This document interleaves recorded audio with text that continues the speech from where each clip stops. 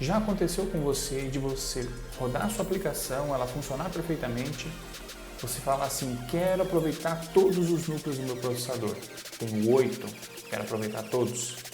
E cada vez que você roda, a sua aplicação começou a dar um resultado diferente, você pode estar tendo uma situação de race condition. A gente vai falar mais um pouquinho sobre isso hoje. Fala galera Dev, meu nome é Henrique Polsani, trabalho com desenvolvimento há 17 anos como arquiteto de software e hoje a gente vai falar um pouquinho sobre race conditions. Race conditions acontecem quando nós temos recursos compartilhados dentro da nossa aplicação e mais de uma thread consegue acessar esse recurso ao mesmo tempo. Eu vou mostrar aqui para vocês agora um código que não sofre de race condition. Ele é um código que roda num core simples, numa thread simples, na thread principal.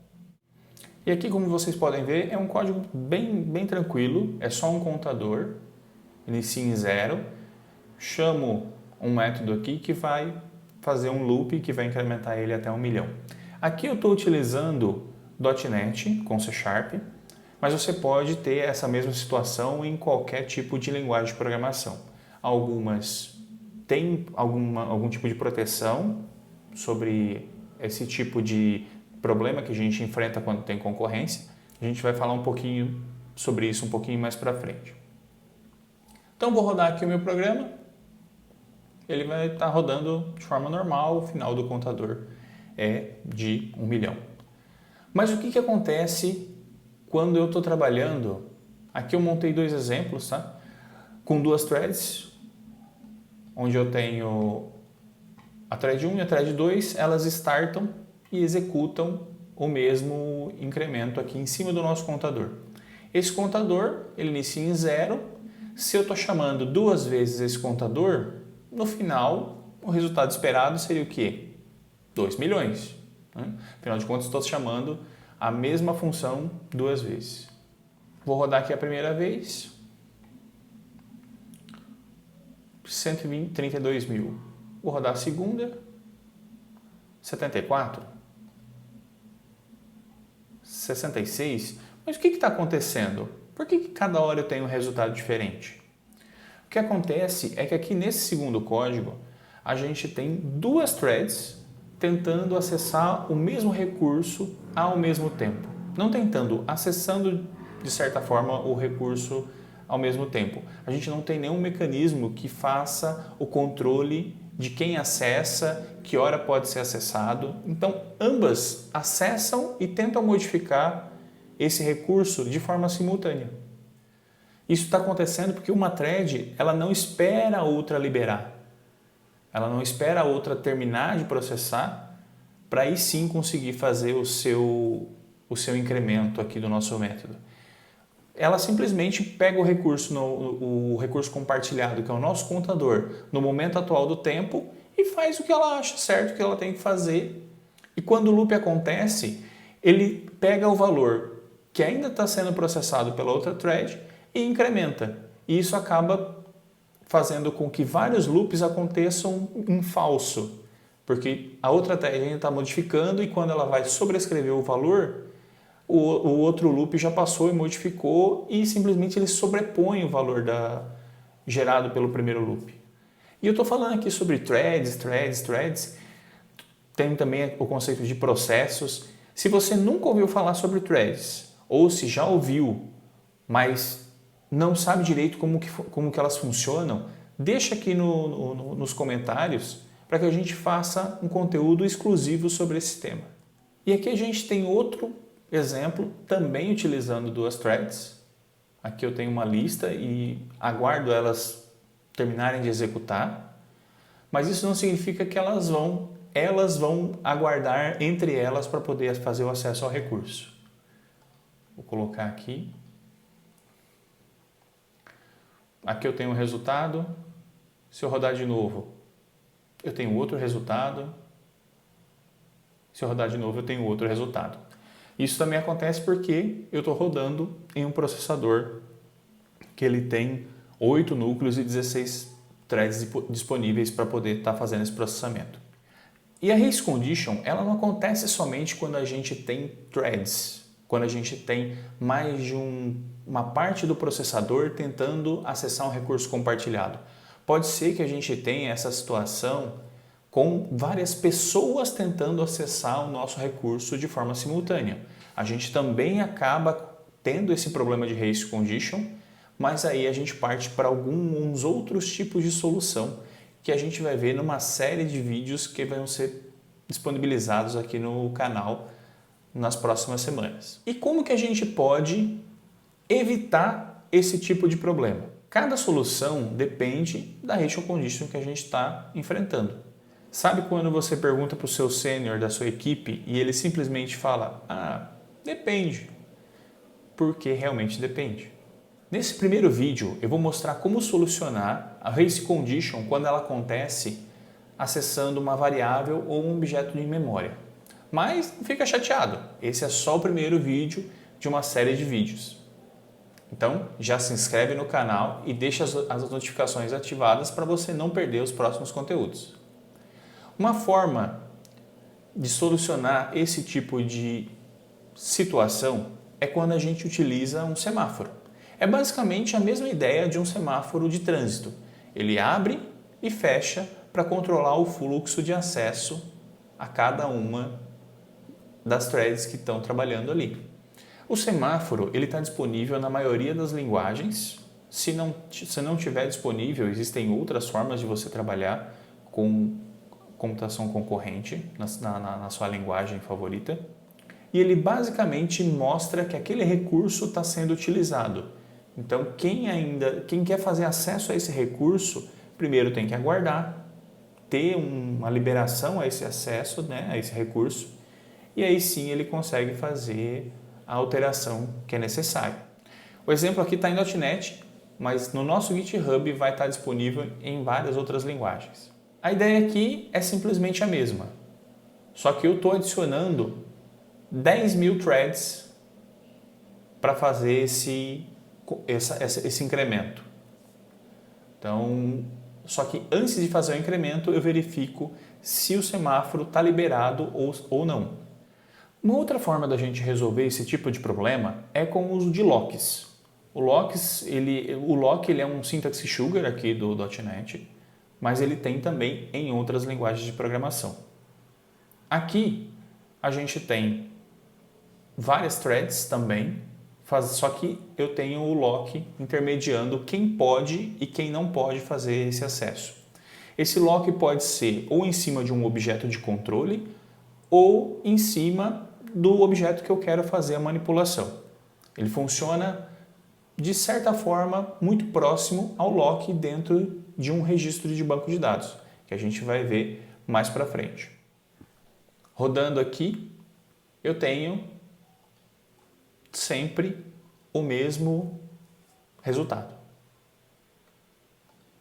Eu vou até adicionar aqui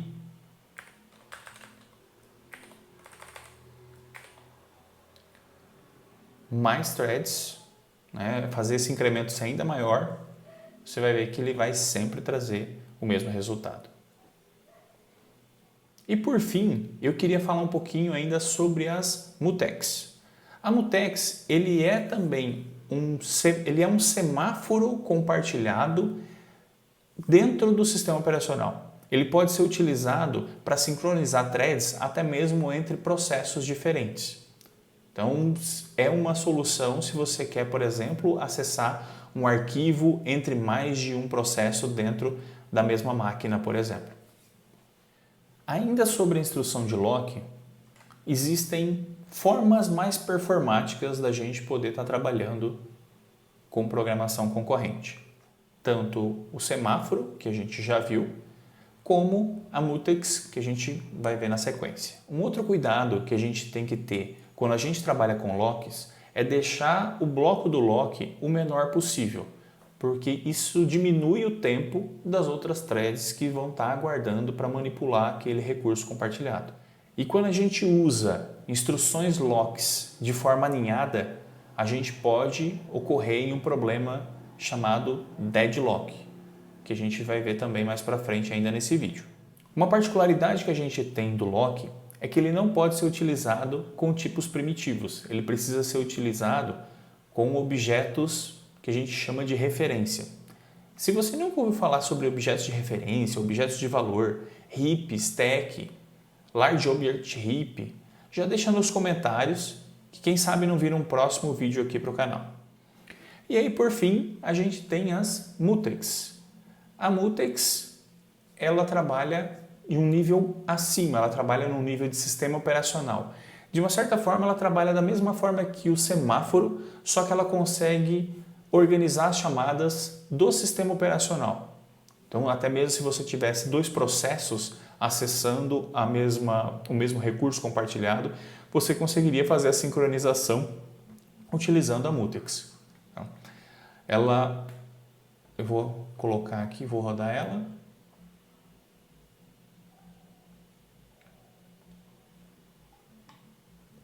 E ela também, vou trocar aqui o valor, colocar mais interações.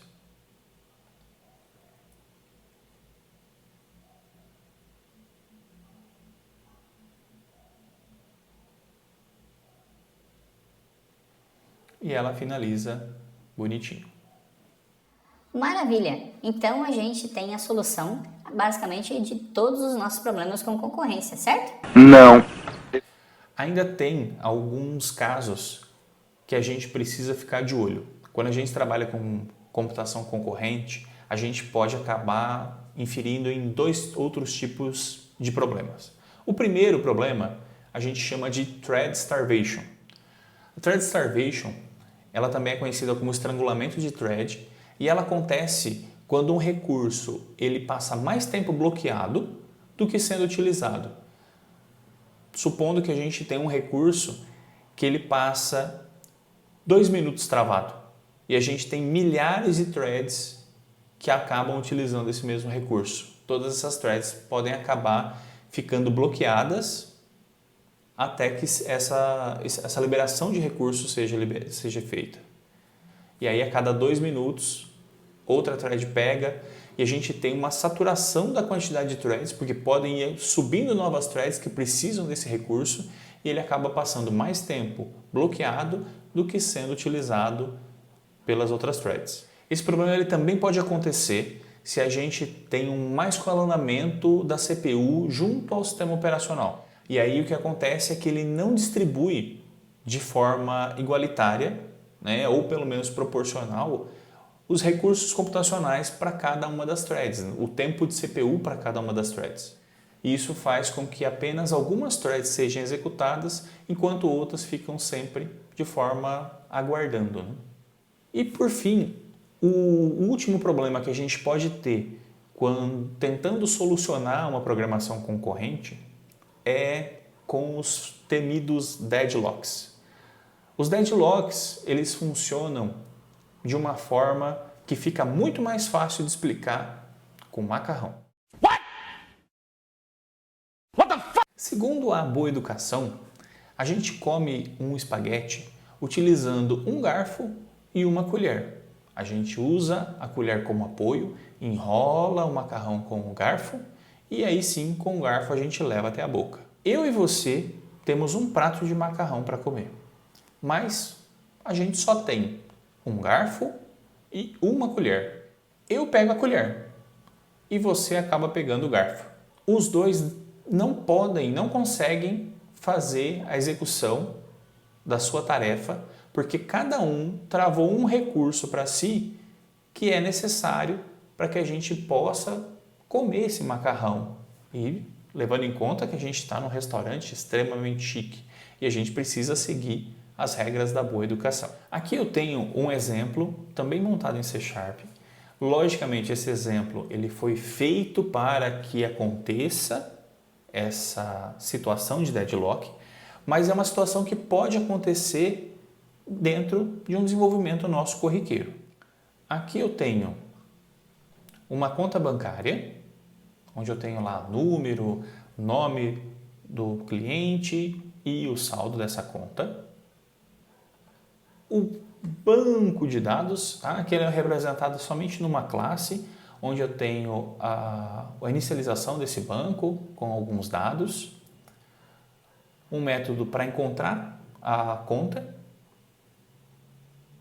e a lista em memória de todas essas contas.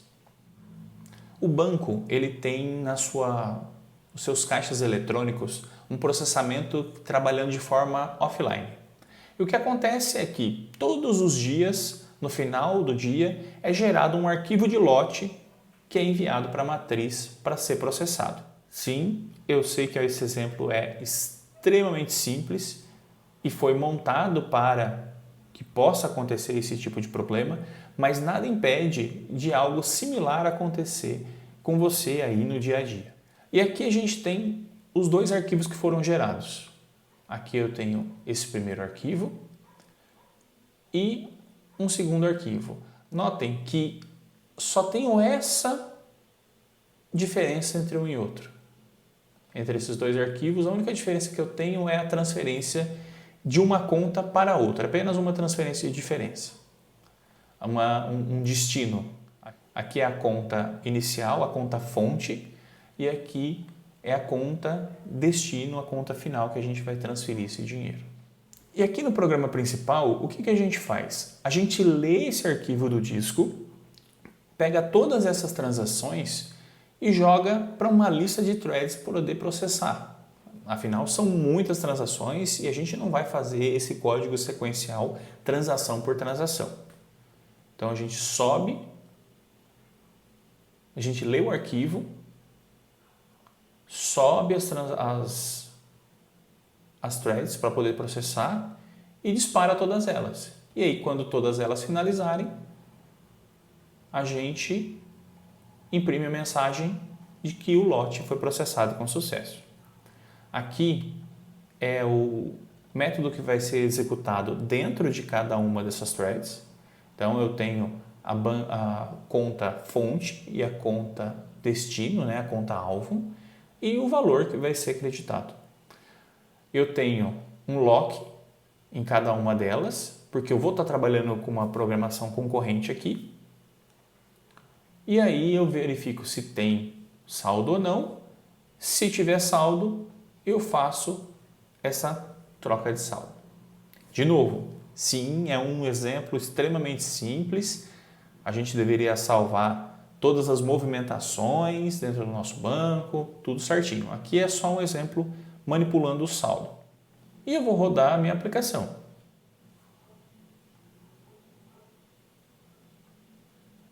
Então eu tenho lá que eu carreguei o arquivo de transferências, criei as transferências, executei e finalizei o processamento com sucesso. Se eu executar de novo, beleza, continua funcionando da forma correta. Agora, se eu troco essa transferência aqui para uma outra conta, vou só colocar aqui o badge.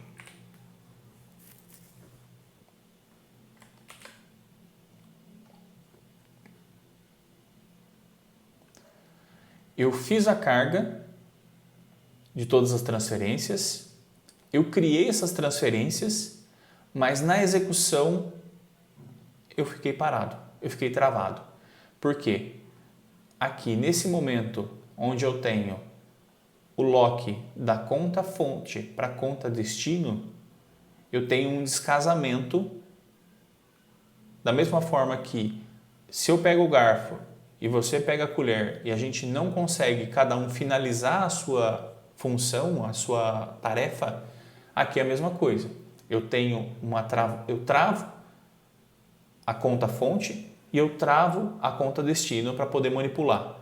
O ponto é, eu tenho que duas threads travaram com um intervalo de tempo. Aqui esse thread sleep ele é proposital, né, para eu poder ter uma diferença de tempo entre esse primeiro travamento e esse segundo. A primeira thread de execução ela vai travar o source, ela aguarda e trava o destino. A segunda thread vai fazer exatamente a mesma coisa, travar o source, aguardar e depois travar o destino. O problema é que aqui eu tenho que a primeira thread vai travar 1, 2, 3, 4, 5, aguardar 2 segundos e aí travar o destino. Enquanto isso, a outra thread vai travar este e depois travar este. Na sequência, a gente tem a primeira thread travando esse de novo e posteriormente essa outra conta. Nisso, acontece com que uma thread loca uma conta e a outra thread acaba locando outra conta, que a primeira thread precisa para terminar a sua tarefa. E isso nunca mais vai acontecer. Ela nunca vai conseguir executar a sua tarefa, nunca vai conseguir tirar o lock do recurso que ela está utilizando. E a mesma coisa com a segunda thread. Ela vai locar o primeiro recurso que ela precisa, mas ela nunca vai conseguir deslocar, porque ela nunca consegue finalizar o trabalho que ela está fazendo, porque o primeiro recurso já está alocado com outra thread.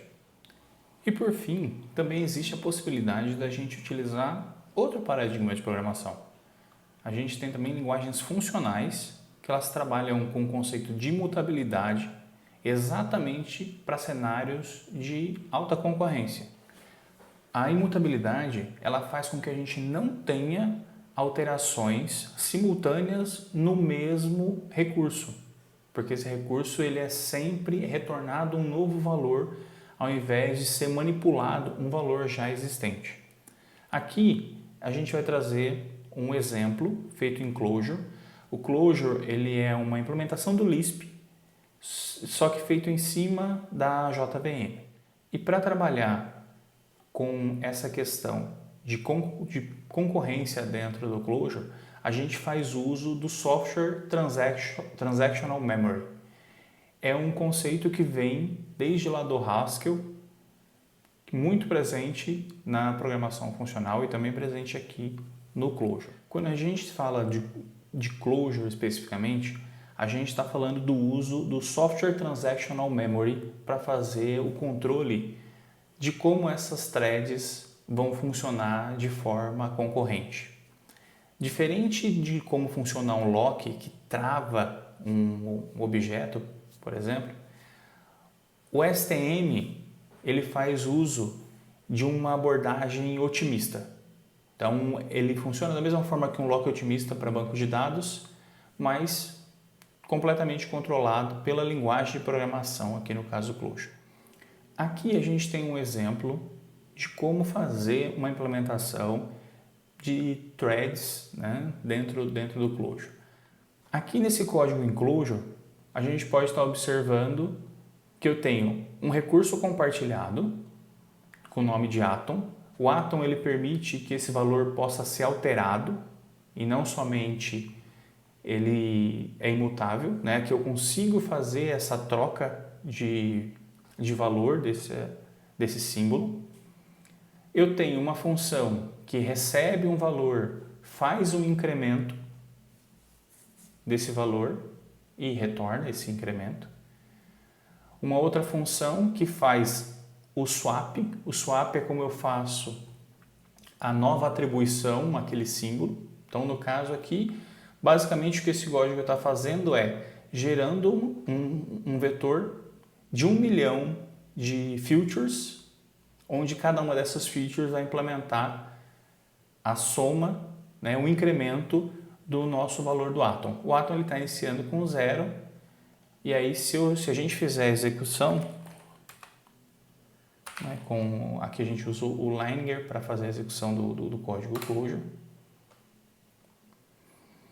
E a própria linguagem garante para mim que tudo vai funcionar de forma concorrente com a forma correta. Aí ele traz para mim o resultado aqui de 1 milhão. Bom, eu acredito que de tudo que a gente conversou agora, se acontecer novamente, vai ser mais simples de identificar que é um caso de condição concorrente, né, de race condition. Entretanto, isso é um cenário que pode acontecer quando eu vou fazer uma alteração em um banco de dados, por exemplo. E se dois clientes estiverem tentando fazer uma alteração no cadastro de forma simultânea, né? Se 2 usuários do meu sistema estiverem tentando alterar o mesmo registro, Como que fica essa concorrência quando a gente está em um cenário um pouco diferente do que uma aplicação somente? Ou ainda mais, e se a gente tiver 8 réplicas na nossa aplicação, 20 réplicas, 1 milhão de réplicas? Existem cenários onde a gente precisa dessa quantidade de réplicas na nossa aplicação para dar conta de toda a demanda que essa aplicação sofre. Hoje, como nunca, foi tão necessário o uso de microserviços e aplicações distribuídas. E isso pode ocasionar problemas de race conditions. Aí no seu trabalho, pode ser que em algum momento existam jobs que agendados durante a madrugada e eles são agendados de madrugada exatamente por um problema de concorrência com o banco de dados. Primeiro, a gente não quer que eles concorram com recursos durante o expediente normal, ou seja, não quero que minhas consultas e gravações sejam comprometidas de alguma forma por um job que está rodando, ou até mesmo que eu possa gerar algum tipo de informação incorreta, sendo que essas persistências no banco de dados elas estejam acontecendo de forma simultânea entre um job ou um usuário também acessando essa aplicação. E esse é exatamente os próximos cenários que a gente vai ver nessa nossa série de vídeos referente à concorrência, tanto em banco de dados quanto em aplicações distribuídas. Se ficou alguma dúvida, já deixa nos comentários que eu respondo o quanto antes. Não se esquece de se inscrever aqui no nosso canal, deixa o seu like se gostou do vídeo e nos vemos no próximo vídeo.